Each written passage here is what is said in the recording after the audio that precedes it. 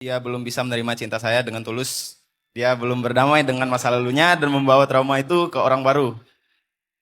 Benar tidak Ustadz, jodoh itu di tangan kita, takdir itu yang di tangan Tuhan.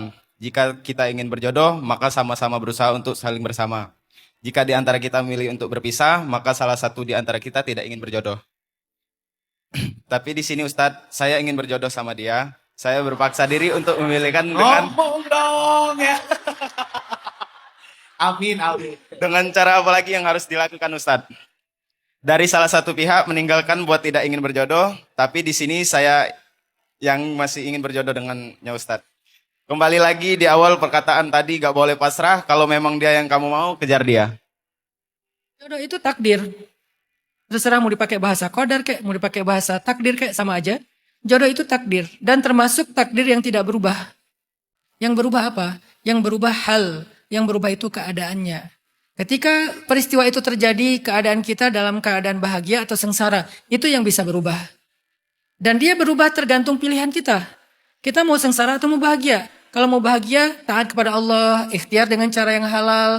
Kalau sengsara, dengan cara yang haram, gak taat kepada Allah, bermaksiat kepada Allah. Tapi kejadiannya sama, cuman hasil dan rasa ataupun keadaannya berbeda.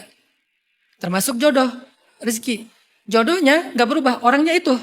Tapi keadaan ketika kita bertemu dengan dia, itu tergantung pilihan kita. Kalau kita menemui dia dalam keadaan gak pacaran, dalam keadaan ta'aruf, dalam keadaan udah siap, udah punya kapasitas yang baik, insya Allah bahagia. Berarti itu pilihan kita. Tapi kalau kita ketemu dia, kita pasti ketemu dia. Yang kita pilih mau ketemu dalam keadaan yang mana nih? Jadi kita ketemu dia, itu takdir yang gak berubah. Tapi kita bertemu dengan dia dalam keadaan yang mana, itu takdir yang berubah dan tergantung kita. Kalau kita ketemu dia dalam keadaan pacaran, dalam keadaan berbuat dosa, dalam keadaan belum siap, belum belajar apa-apa, belum punya kapasitas sebagai calon suami, berarti kita memilih keadaan sengsara. Kalau kayak gitu, kalau kita lagi naksir dengan seseorang, apakah kita pasrah aja atau kita kejar? Kalau saya, kejar. Kenapa kejar? Dengan syarat jangan bermaksiat, itu aja. Dengan syarat jangan melanggar syariat. Ikhtiarkan yang terbaik. Ta'aruf, mungkin datang ke orang tuanya, mungkin cari tahu tentang dia lewat orang-orang yang kita kenal. Sampai sekenal mungkin, lalu berusaha untuk menyatakan baik-baik dan seterusnya. Tapi kalau ternyata hasilnya gak jadi, kembalikan lagi kepada takdir. Qadarullah, dia bukan jodoh saya. Kalau belum terjadi gimana? Ya ikhtiarkan aja.